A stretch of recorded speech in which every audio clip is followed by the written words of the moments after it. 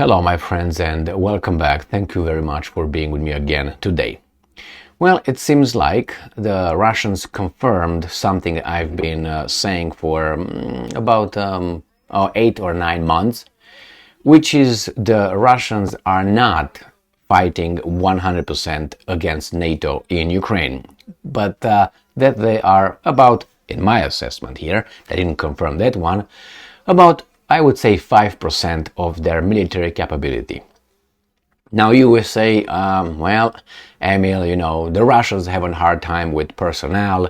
They can't mobilize people because they are scared and they're not patriotic. They don't have ammunition. They almost ran out of cruise missiles and all that. Well, I understand this mantra that was parroted by the free world, and I would ask a few questions. If it's so, I remember the first time when they told us that the Russians are very, very critically low on their missiles in April 2022. That is more than a year. And they still have them. So that was a lie.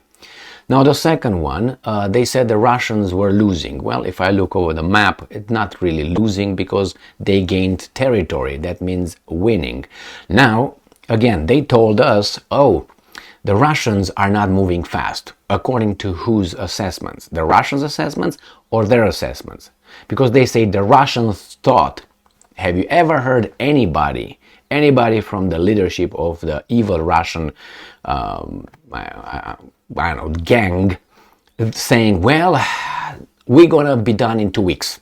No, this operation will be finished in 3 weeks. I couldn't find any statement made by Putin, Lavrov, Shoigu, Peskov, Zakharova, all the clique over there. They probably expected it to be in one scenario, another scenario longer, and the third scenario, what we have right now. I think they were already ready. Now, another thing that these guys told us, that the military of Russia is done. They don't have anything. Well, sorry to break the news, I think the Russians just employed about 600,000 people. That's what according to the information provided by these guys in all this operation. Now, potentially Russia could have about 30 million people fighting over there. And if you think they don't have ammunition or they don't have weapons, well, they lied before about the missiles and they still have them, so not trustworthy. Now, let's see what's going on here. Peskov, the spokesperson of Kremlin, was asked, why is your military moving so slow in Ukraine? So this is the exact title. Peskov explains why Russia acts so slow at war. This is reported by Ukrainska Pravda on May 11th, 2023. And obviously this is coming from Ukrainians, and the question was asked by people on the left. So anyway, Dmitry Peskov, the spokesperson, now he's a man, for the Russian president, has said that Russia is not at war in Ukraine because waging war means wiping out cities or wiping out cities, and Russia is not doing that. Obviously, people who are, listening only to the free media and the truth tellers, they would say, what they're talking about, these guys were destroying cities all day long. This is a lie. Yes, if you listen only to them, it's true that if they just release, let's say, 80 missiles a month, that is a all war and destroying cities, then yes, according to that, they've been doing that. Like that is all they can do. All right, let's move on here. Is Peskov in an interview with ATV channels from Bosnia and Herzegovina. All right, Meduza, a Latvian-based Russian independent, media outlet, maybe, I don't know. And quote from Peskov, and tell me, why are the Russians so slow to act? Because the Russians are not at war. We are not at war. Remember, war. Waging war, according to Peskov, is a completely different matter. It means total destruction of infrastructure, total destruction of cities, and so on. We don't do that. Well, and here you have it. Details. Putin's spokesman has continued to lie about Russia's supposedly trying to prevent infrastructure and save lives. Now, what do you think? Do you think that the Russians use everything they got in this war? If you say yes, continue watching CNN. If you have questions, then why don't you look at numbers? Okay, I'm just going to give you some hints.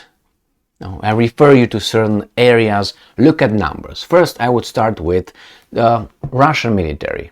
You can go on the easiest site, which is Wikipedia, and you're going to find over there, that's the easiest way, the number of enlisted military, the potential, the guys who are in reservists, which are ready to come in, put in just issue in order to go and train a little bit, we don't know yet for what, and the potential Russian army for a war. You want to know how a war is? Look back in 1942. 1942, 1943, 1944, 1945. Now that was a war. And that is, look what the Russians did then. Look how many people fought, look what they put into it, look what measures they took for that. That's a war. Here you say, well, it's not war when you shoot just a few things over there, because the Americans do that all the time in Afghanistan, killing all kind of ISIS and all kind of these guys, bad dudes and terrorists and so on. Is that a war? It's not a war. You can say it's a war. It's the proportion. Does this qualify as a war? Yes, compared with what? Take the number of people involved in this, right? Look over the map. Look at how many, according to the Ukrainians, losses the Russians have. Look and see what the military might of the Russian army was before this, and you're going to realize that, well, it is, but it's not. Right? And remember, when the Russians, the Soviets, were fighting in the Second World War, they used everything but chemical weapons. Everything they have but chemical weapons. Do you think now that Russia is using everything it has?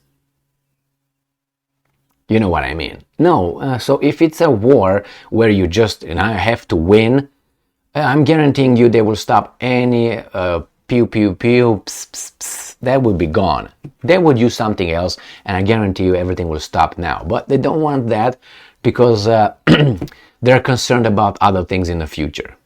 And it's not a retaliation. I'm almost 99% certain that if the Russians are crazy, which they say they are, but somehow they're not, because they don't act crazy. Acting crazy meaning irrational. Irrational means, I don't know, I'm upset with, I didn't like the food at the restaurant. I go home and I push the button and I send a few nuclear weapons on Germany, for instance, or on Great Britain. Well, that's irrational, right? That's ignoring consequences and all that. They don't do that, so they're not irrational. They tell us Putin is crazy. He might be crazy, but someone stops him, and that someone, or those someone, are not acting like that. So you see, it's a lot of BS coming from here and from there. It's not like, oh, those are good guys over here. But, it's a proportion of good and bad. Good and bad, good and bad. But these guys don't want to take any responsibility for this. This is the, how should I put it, the supernatural aspect of how we are supposed to think about it. Supernatural, because supernatural is, this is all good and that's all bad. Now that's supernatural. Because you always find something good in someone, you always find something bad in someone. That's reality, that's truth and fact. But no, we're supposed to think that these guys are just evil, pure evil. These are our pure angels. And I'm talking about the West, United States, Great Britain, and no, and plus the Ukrainians. Well, I think there's many details that if we keep ignoring, and they ignore it because they want, we're not going to find out what the hell happened over there. But that's the whole purpose. They don't want you to know the truth. They want to know their truth, if you know what I mean. You can have your own opinions, but you cannot have your own facts. The same here. And you can have an opinion on something, but or likes and dislikes, but the facts are there. You can't just make your own facts. This is a pair of glasses, whether you like it or not, or whether I like it or not. I can say these are not glasses. It's a pair of bicycles. I'm gonna hop on later and I'm gonna go outside. I can do that, but as a matter of fact, that's what it is. So the same over here. They can say how much they want. Oh, it was unprovoked and all that. And okay, well, we can say that. Well, and that's it, my friends. Yes, I think they're slow because they're not employing everything they got. I think if they really want, they can wipe cities out and infrastructure, and they can finish this in a few hours. That's what I think. Why? Because they have the means. They do have the means. They don't employ the means. They don't use them. And I'm not talking about only the nuclear weapons here, because they're not going to use those unless the other side is making a big mistake, which is really going into the Russian territory. And they will get an ultimatum and say, we're going to give you, 24 hours to clear the way. And if you don't clear the way, this is what we're going to do. And the other guys are going to be threatening, and that would be the only way. Well, I don't know. They blow up Moscow or something like that, something crazy. Anyway, this is why Peskov says. Now, it doesn't mean that that's the whole truth and nothing but the truth, but I think it is just, I would say 98% he's truthful, and I think that's the reality. If you choose to listen to these guys telling you that actually he's saying that, but they're bombarding all those cities, did you see the videos? Did you see those apartment buildings? Do you know how big Kiev is? Do you know how big that is?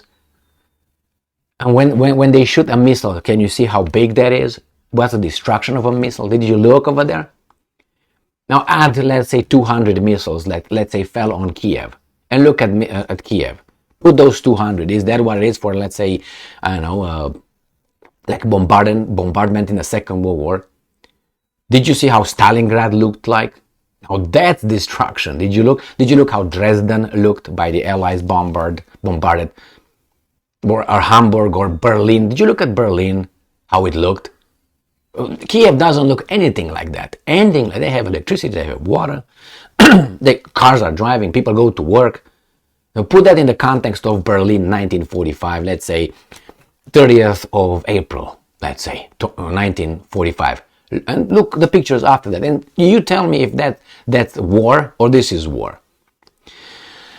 It's unfortunate destruction is occurring, people die, and countries are destroyed. And what upsets me more is that this is done by some people who calculate this very well, and they are just coming in front of us and tell us, oh, you know what, this is we do this for this, we do this for this, and looking for all this could have been avoided very well. But hey, it's a reshuffling of the world order gets reshuffled.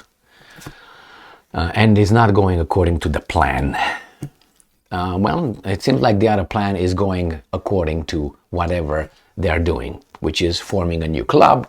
They're doing what they're doing in Europe. These guys isolate themselves from the rest of the world. It's about 40 countries against the 193 that are outside of this big clique, which is under one country's thumb. Thank you very much for being with me again today. Stay strong, stay smart. Look for the truth and be just. Things are gonna go worse. You see, get worse.